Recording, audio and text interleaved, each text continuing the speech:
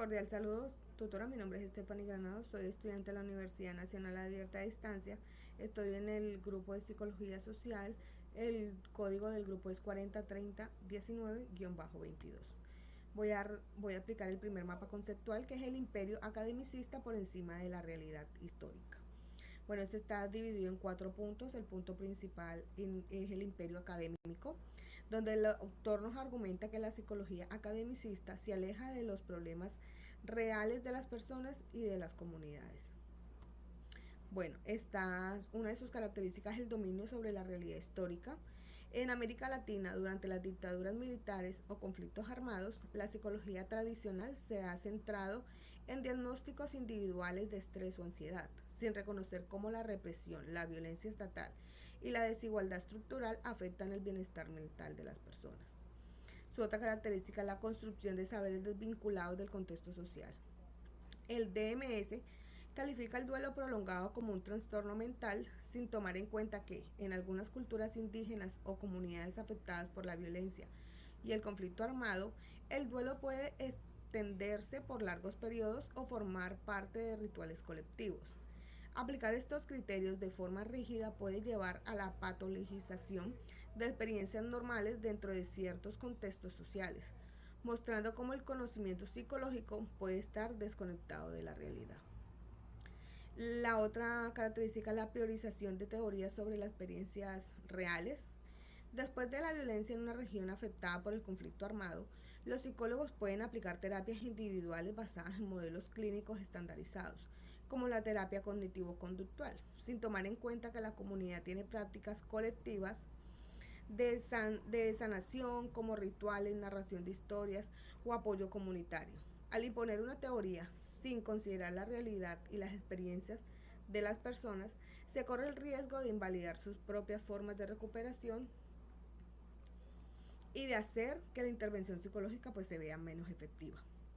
El otro punto es la desconexión con la realidad histórica. Bueno, según Borrero, el enfoque de la psicología en el tratamiento individual de la depresión, sin considerar factores sociales como la pobreza, la violencia o la desigualdad.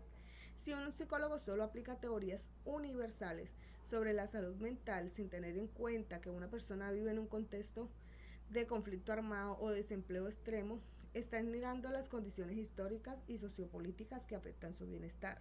Esto demuestra cómo la disciplina, al centrarse en modelos abstractos, puede volverse irrelevante para abordar problemas reales.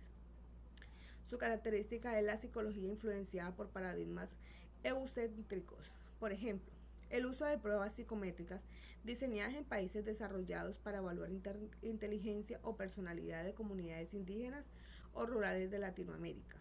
Estas pruebas se basan en criterios occidentales sobre lógica, lenguaje y aprendizaje, ignorando otras formas de conocimiento y razonamientos propios de estas comunidades. Como resultado, puede generar diagnósticos erróneos o reforzar estereotipos sobre inferioridad cognitiva, en lugar de reconocer la diversidad cultural en los procesos psicológicos. Borrero critica esta imposición de modelos ajenos, argumentando que desconoce la realidad histórica social. La otra característica es la ignorancia de problemáticas locales. Bueno, en Colombia muchas intervenciones psicológicas han abordado el estrés y la ansiedad de las víctimas de conflicto armado, únicamente desde una perspectiva clínica, sin tener las causas estructurales de su conocimiento, como el desplazamiento forzado, la violencia estatal o la pobreza. Al aplicar enfoques diseñados en contextos ajenos, se ignoran los factores históricos y sociales que influyen en la salud mental, lo que limita la efectividad de la psicología para generar un verdadero cambio. La otra característica es la producción de conocimiento de servicios de intereses elitistas. En el ámbito organizacional, muchas instituciones psicológicas se han enfocado en mejorar la productividad y el rendimiento de los trabajadores, promoviendo estrategias como la motivación laboral y la resiliencia, sin cuestionar las condiciones de explotación, los bajos salarios o la precarización del empleo, en lugar de analizar críticamente las relaciones de poder en el mundo laboral. Este tipo de conocimiento beneficia a las empresas ya élites económicas, dejando a un lado el bienestar real de los trabajadores. Borrero critica esta tendencia, argumentando que la psicología debería comprometerse con la transformación social en lugar de servir de intereses a unos pocos. La otra es la crítica a la psicología tradicional. Bueno, Borrero sostiene que la psicología tradicional en Colombia se ha desarrollado bajo una lógica eucéntrica y tecnocrática, sin vinculación con las condiciones históricas del país. Una característica es la falta de compromiso con la transformación social. El tratamiento de la depresión. El tratamiento de la depresión en comunidades empobrecidas, muchos enfoques psicológicos se centran en la adaptación del individuo a su entorno a través de técnicas como la terapia cognitivo-conductual, en lugar de analizar cómo la pobreza, la exclusión y la falta de oportunidades influyen en su malestar. Al no abordar estos factores estructurales, la psicología refuerza la idea de que el problema es personal y no social, lo que impide generar cambios profundos en la calidad de vida de las personas afectadas. Bueno, la postura de Borrero argumenta que la psicología debe asumir un rol activo en la transformación de las condiciones. La otra característica es la legitimización de las desigualdades. Un ejemplo de ello es las pruebas del coeficiente intelectual CI han sido utilizadas para calificar a las personas según su inteligencia, sin considerar cómo factores como el acceso a la educación, la nutrición o el contexto socioeconómico influyen en los resultados. Este tipo de enfoques han servido para reforzar la idea de algunas poblaciones como las comunidades indígenas o afrodescendientes tienen menor capacidad intelectual, cuando en realidad las diferencias en desempeño están vinculadas a desigualdades históricas y estructurales. Esta forma de conocimiento, según Borrero, se constituye a mantener una exclusión social. Reproducción de discursos dominantes.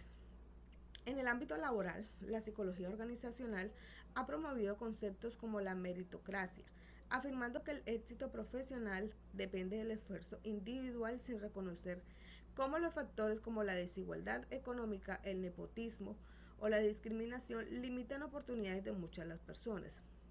Este tipo de discurso oculta las barreras estructurales y justifica la precarización laboral, haciendo que los trabajadores asuman la responsabilidad total de su situación sin cuestionar en el sistema que los oprime.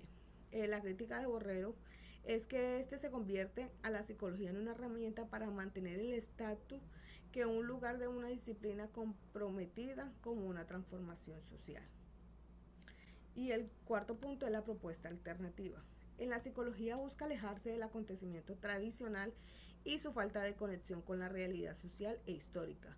En lugar de imponer teorías abstractas y universales, plantea una psicología más crítica y comprometida y adaptada al contexto en el que se desarrolla. Esta propuesta se basa en tres ejes. Uno, el primer eje es la vinculación con la realidad histórica social, donde nos indica que la psicología debe de abordar los problemas concretos con las comunidades, como lo de la desigualdad, la violencia, la opresión, en lugar de centrarse en enfoques teóricos vinculados de la experiencia real. El segundo enfoque es crítico y transformador. En vez de ser una disciplina neutral, la psicología debe de asumir un papel activo en la transformación social, cuestionando las estructuras de poder y contribuyendo a generar cambios. Y el tercer eje es reconocimiento de los saberes locales. Es fundamental valorar y rescatar los conocimientos y prácticas propias de cada comunidad en lugar de imponer modelos externos que no respondan a sus necesidades. Continúo con la aplicación del mapa conceptual número 2, Psicología de Liberación, de Ignacio Martín. Continúo con la aplicación del mapa conceptual número 2, Psicología de Liberación, de Ignacio Martín Baró. Bueno, este viene arraigado a que es un enfoque que busca romper con la psicología tradicional, la cual ha sido influenciada por perspectivas eucéntricas y ha ignorado las problemáticas sociales de América Latina. En lugar de centrarse únicamente en el individuo, esta corriente enfatiza la importancia de comprender y transformar las condiciones de opresión y desigualdad que afectan a las comunidades. Este enfoque lo propone la psicología debe 1. Comprometerse con la realidad social. 2. Dar voz a los sectores oprimidos. Y 3. Fomentar al cambio social. En el contexto histórico-social, la violencia política, la represión estatal y la pobreza extrema generan un profundo impacto psicológico en la población.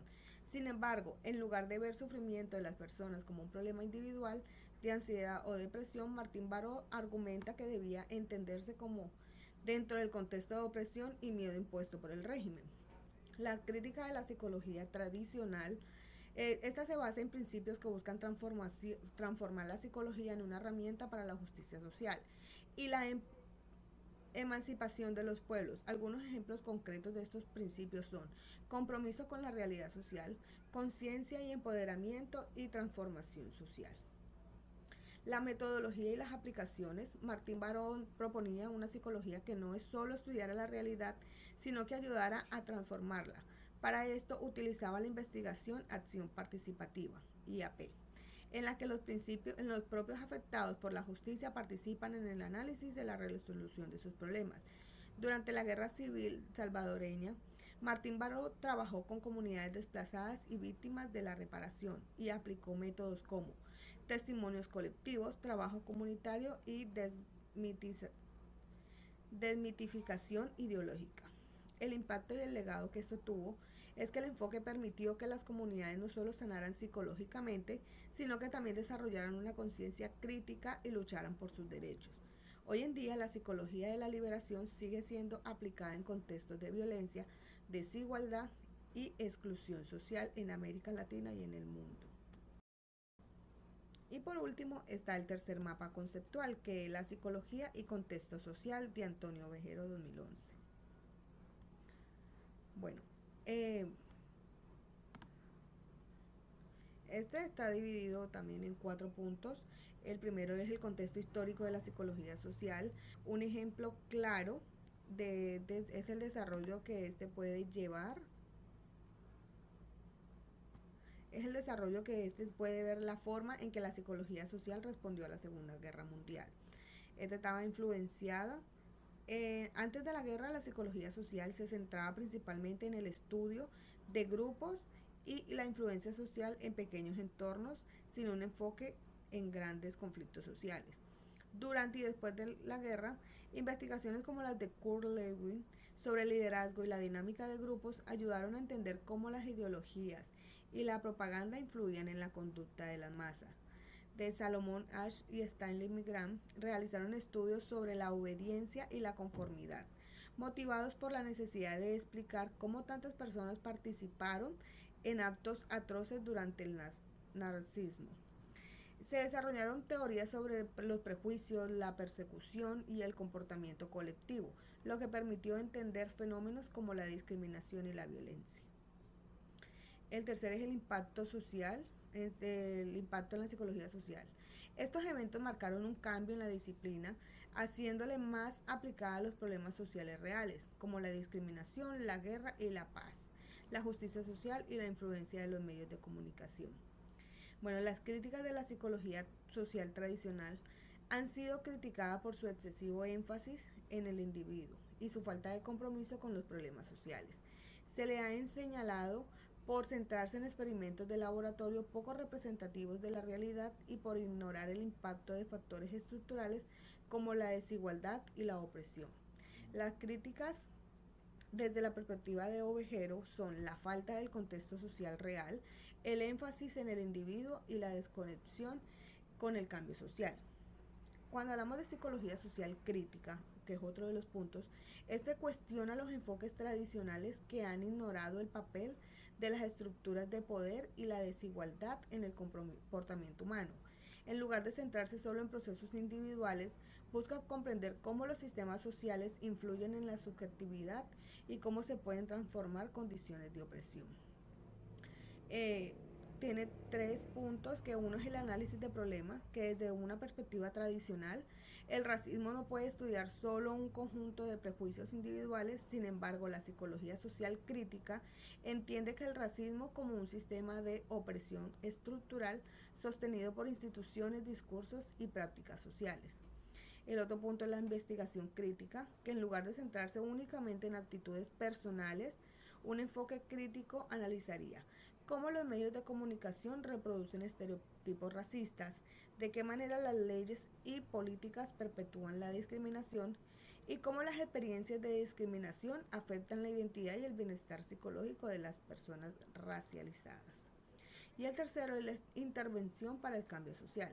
Es el diseño de programas educativos que promueven la conciencia crítica sobre el racismo, apoyo a movimientos sociales que luchan por los derechos y justicia racial y el uso de la investigación para influir en políticas públicas más inclusivas. Muchas gracias.